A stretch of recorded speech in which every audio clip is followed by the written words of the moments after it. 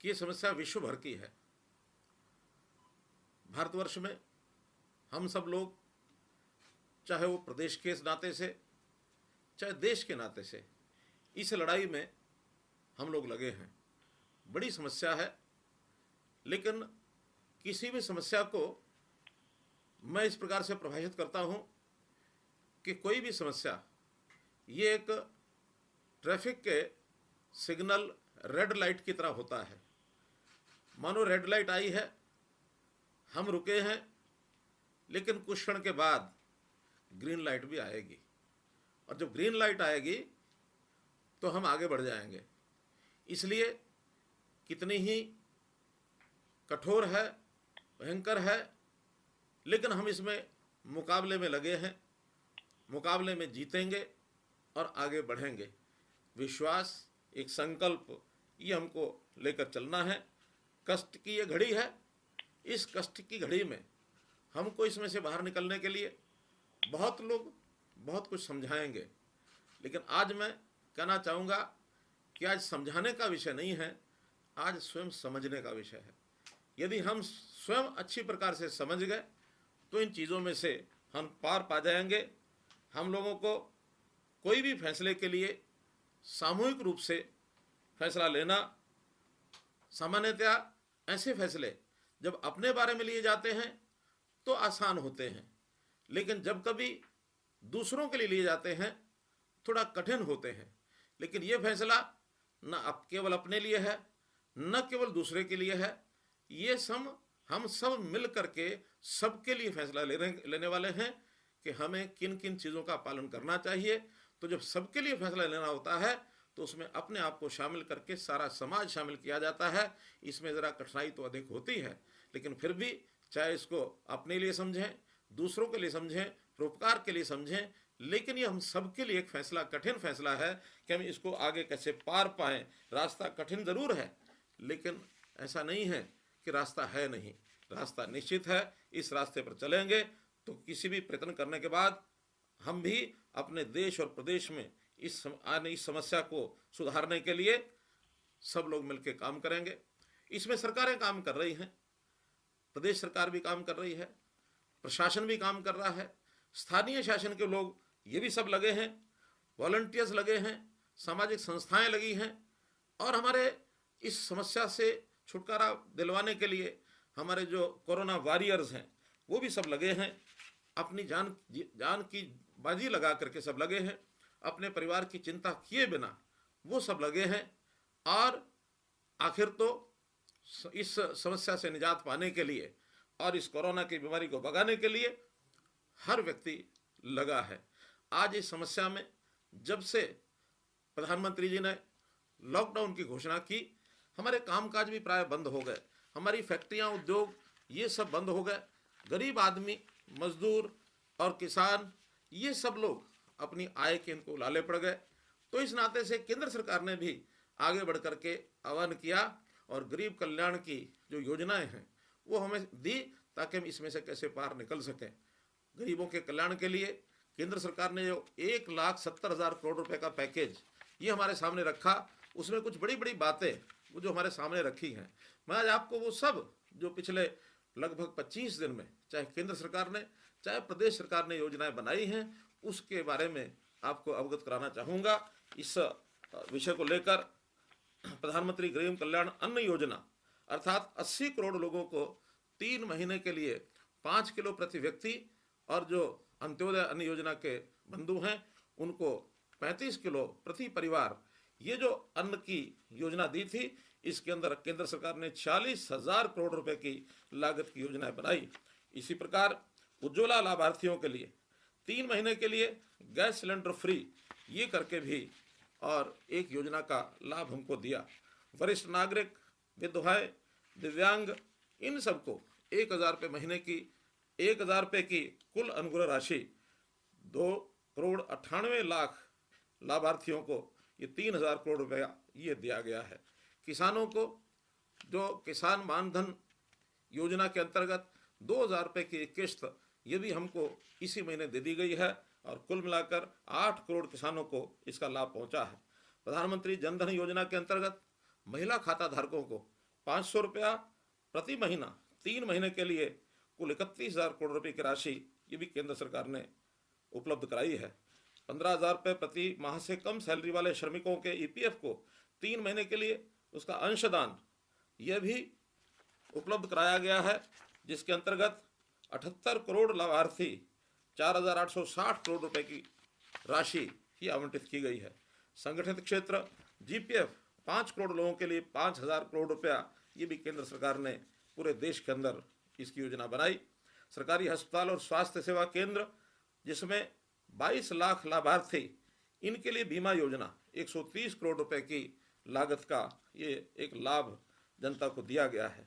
मनरेगा की मजदूरी भी हर प्रदेश में 20 रुपया प्रतिदिन के हिसाब से बढ़ा दी गई, जो हरियाणा में बढ़ करके 309 रुपये प्रतिदिन ये हो गई है। इसी प्रकार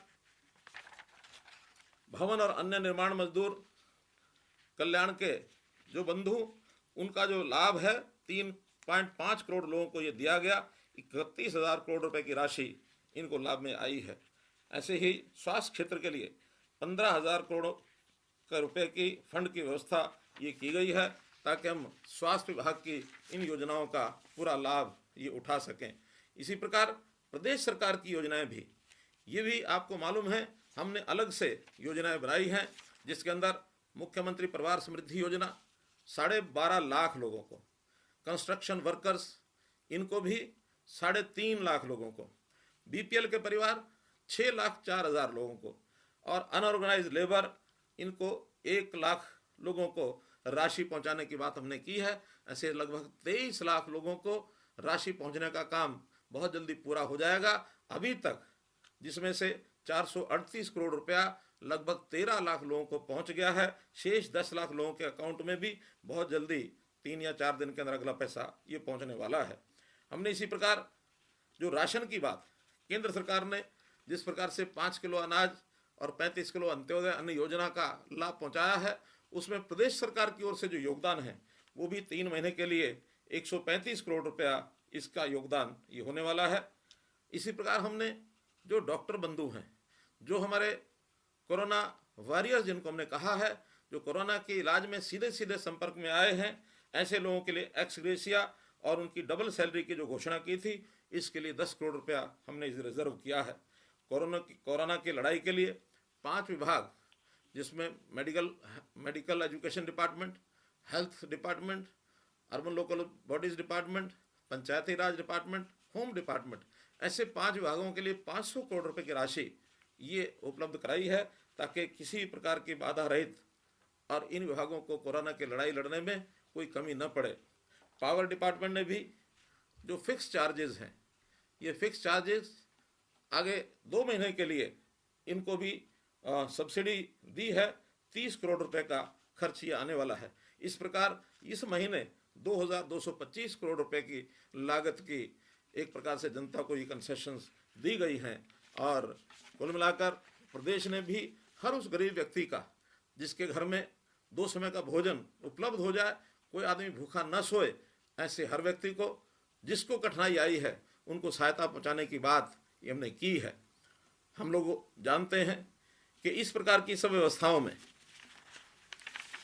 धन वो बजट से जुटाया जाता है, और जब धन बजट से जुटाना होता है तो एक बात मैं आपको ध्यान कराना चाहता हूं कि चाणक्य ने भी अर्थशास्त्र में क्या कहा है, उनका कोशा मूलो दंडा, प्रशासन राजस्व और कर से ही चलता है, सरकारी खजाना आपके दिए हुए कर से ही भरता है, ये आपका ही धन होता है, इसको आपके लिए ही उपयोग करना, इसका हम अपना दायित्व मानते हैं।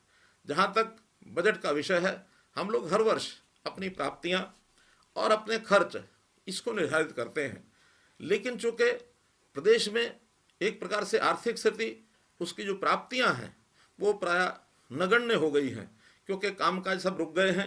चाहे वो जीएसटी का पैसा, जो general sales tax, service tax, इस नाते से आना था, गुड्स एंड सर्विस टैक्स के अंतर्गत 2500 करोड़ रुपया हमको प्राप्त होने वाला था, लेकिन अनुमान है कि 1,000 करोड़ रुपया ही इस बार हमको प्राप्त हो पाएगा। इसी प्रकार स्टाम्प ड्यूटी 600 करोड़ रुपया प्राप्त होने वाला था, कोई पैसा, क्योंकि ज़मीनों की खरीद फरोख्त ये बंद हो गई है, कोई पैसा इसमें आने वाला नहीं है।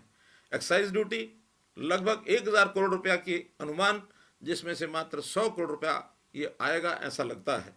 इसी प्रकार वैट का भी लगभग 782 करोड़ रुपया, इसमें से भी कुल मिलाकर 100 करोड़ रुपया अधिकतम ये आने की संभावना है। अन्य टैक्सेस 300 करोड़ रुपया, कुल मिलाकर महीने भर में 6200 करोड़ रुपए की आमदन ये होने का, प्राप्तियां होने का एक जो अनुमान बजट में लगाया गया था। लेकिन इस कोरोना की समस्या के कारण से हमारी जिंदगी प्राय ठहर सी गई है, जिसके कारण से आर्थिक गतिविधियां वो प्राय सब रुक गई हैं।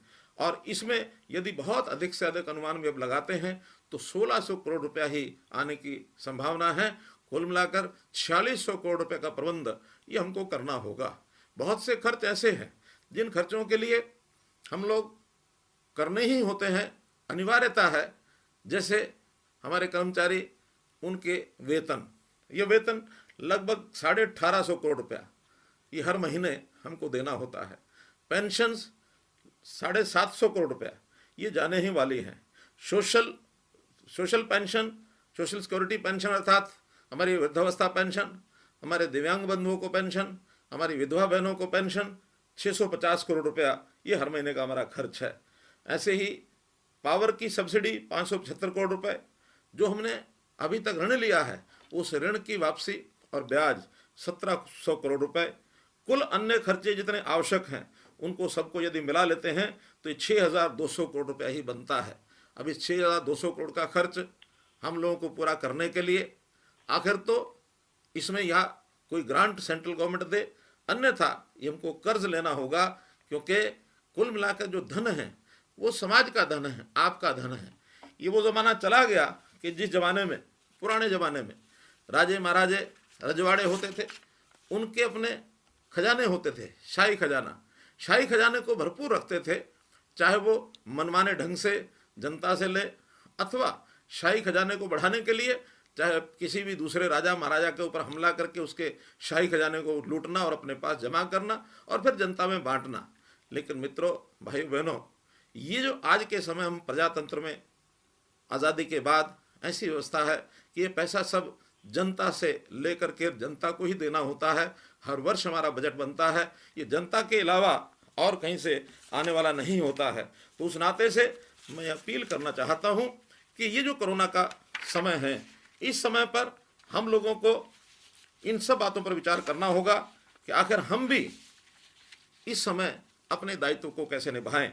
आज के समय जनता से हमने कोरोना रिलीफ फंड इसकी जो एक दरख्वास्त की कि लोग योगदान करें, बहुत से लोगों ने बहुत अच्छा योगदान भी किया है। कोरोना रिलीफ फंड में इस समय तक 91 करोड़ रुपए इसकी राशि हमको प्राप्त हुई है। कर्मचारियों के से हमने अपील की है, कर्मचारियों का भी लगभग 72 करोड़ रुपया ये हमको आने वाला है। और भी बंधु इसमें यदि खुल करके योगदान करेंगे तो ये राशि निश्चित रूप से बढ़ेगी। अब समय आता है समर्पण में और लोगों के जुड़ने का। आज मैं एक विषय पर और चर्चा इस प्रकार से करूंगा, क्योंकि आज हमारा किसान वो खेत के अंदर अपनी फसल को निकाल कर मंडी में ले जा रहा है। आज 15 तारीख से हमने सरसों की खरीद ये शुरू कर दी है और सरसों की खरीद के लिए प्रदेश भर में जो पिछले वर्ष 66 मंडियां थी, इस बार 143 मंडियों में काम हो रहा है। हम हर दिन बारी से किसान को बुलाते हैं और जब बारी से किसान को बुलाते हैं तो आज के दिन लगभग 7000 ऐसे किसानों को हमने बुलाया है जो अपनी मंडी के अंदर फसल बेच करके जाएंगे। किसानों से भी आग्रह किया है कि हम अन्नदाता हैं और अन्नदाता हैं, हमको भी इस कठिनाई के समय, इस एक प्रकार का ये ऐसा दौर है जो हमारे लिए बड़ा कठिन दौर चल रहा है, इसमें उनको भी अपना योगदान करना चाहिए। मुझे खुशी है कि आज एक ही मंडी से 56 किसानों ने ये कहा कि हम भी अपना योगदान देंगे। बहुत योगदान इस प्रकार के किसानों से भी हमको अपेक्षा है, वो सब कर रहे हैं। तो किसानों को मंडी का जो ये इस प्रकार से हमने फैलाव किया है, इसमें उनकी उपज का खरीद एक एक दाना हम करेंगे, ये विश्वास हमने पहले भी दिलाया है, अब भी दिला रहे हैं। एक कठिनाई हमको हमारे जो आड़ती समाज है उनसे आ रही है। आड़तियों से भी मैं निवेदन करता हूँ कि ये समय एक ऐसा कठिन दौर का समय है, एक आपत्ति, एक संकट का समय है। इस समय हमको सबको सहयोग करना चाहिए और आगे बढ़ करके जो योजनाएं सरकार के द्वारा, प्रशासन के द्वारा, विभाग के द्वारा बनाई जाती हैं उसके ऊपर हमको पूरा उतरना चाहिए। गाँव के अंदर जाए, कहीं भी मंडी हमने बनाई है, परचेज सेंटर बनाया है, हमको वहाँ तुरंत दौड़ करके जाना चाहिए, क्योंकि किसान की ये फसल वर्ष में एक बार आती है, और वर्ष में आने के बाद उसकी अगर बिक्री ठीक से नहीं हुई तो कुल मिलाकर इस प्रदेश की जो आर्थिक स्थिति है, जो किसान पर आधारित है, वो बिगड़ सकती है। हमको इसमें मन खोल करके आगे बढ़ना चाहिए। किसी प्रकार की डिमांड हमारी भले वो आज नहीं भी मानी जाएगी, योग्य डिमांड बाद में कभी भी मानी जा सकती है। आज तो जो प्रशासन ने कहा है, हमारा दायित्व तो बनता है कि उसके ऊपर पूरा उतरे। आज ये समय हमको ये चाहिए, हमें कम पैसा मिला, हमको ज़्यादा पैसा मिला, ये इस दौर में, इस समय में चर्चा करने की आवश्यकता नहीं है। यदि हम ये चर्चा करते हैं तो ये माना जाएगा कि हम केवल अपने लिए काम करते हैं, प्रदेश और देश के लिए काम नहीं करते हैं। अगर प्रदेश और देश के लिए काम करना है तो आज मुझे कुछ ऐसे आड़ती भी चाहिए जो आगे बढ़ करके कहें कि इस बार हमको आड़त की चिंता नहीं, इस बार प्रदेश में किसान के एक एक दाना खरीदने की चिंता है। जो कठिन दौर, जो काम हमारे जिम्मे लगेगा उसको हम पूरा करेंगे। ये काम आड़ती अगर अपने सिर पर लेंगे तो इससे किसान को भी परेशानी नहीं आएगी, मजदूर को भी परेशानी नहीं आएगी। तो इसलिए मेरा निवेदन है कि हम सब लोग समर्पण भाव से अपना इस काम को आगे बढ़ाएं। यदि समर्पण भाव से इस काम को आगे बढ़ाएंगे तो निश्चित रूप से ये काम हमारा पूरा होगा। बहुत अवसर जीवन में ऐसे आते हैं कि जब हमें निर्णय ज़रूरत के हिसाब से नहीं करने होते, बल्कि जो निर्णय ज़रूरी होते हैं उन्हीं निर्णयों का पालन करना होता है।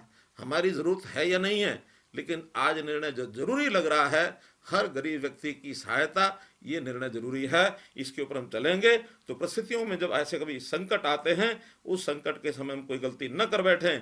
अगर गलती करते हैं तो जैसे हमने इतिहास में पढ़ा है कि लम्हों ने खता की और सदियों ने सजा पाई। आज अगर कोई गलती हम कर बैठते हैं, मैं हर समाज के वर्ग को कहता हूं कि आज समय में सुदृढ़ होकर के, एकजुट होकर के हम खड़े हों तो निश्चित रूप से याद रखिएगा कि अभी हम रुके हैं, समय नहीं रुका है। और जब समय नहीं रुकता है तो जो समय आगे बढ़ता है, निश्चित रूप से एक अच्छा समय भी हमारे लिए आता है। हम निश्चित रूप से पार पाएंगे। जैसा मैंने कहा कि ये हम अभी सिग्नल के ऊपर रेड लाइट के कारण से रुके हैं, थोड़े समय में ग्रीन लाइट होने वाली है, हम आगे बढ़ने वाले हैं। कोरोना हरियाणा से हारेगा, भारत से भागेगा, ये बात बार बार मैं कहता हूँ। आज मैं एक और अपने मन की विचार की बात रखना चाह रहा हूँ कि आज जैसा मैंने बताया कि 17 दिन का समय आज हुआ है। अब आपसे हर दिन मिलने के बजाय 2 दिन 3 दिन के अंतराल पर मिलने का कार्यक्रम बनाया करूँगा। इसके बाद आज बुधवार है, बुधवार के बाद अगले शनिवार को आपसे इसी समय 5 बजे फिर मैं बात करूँगा। बहुत बहुत धन्यवाद, बहुत बहुत आभार।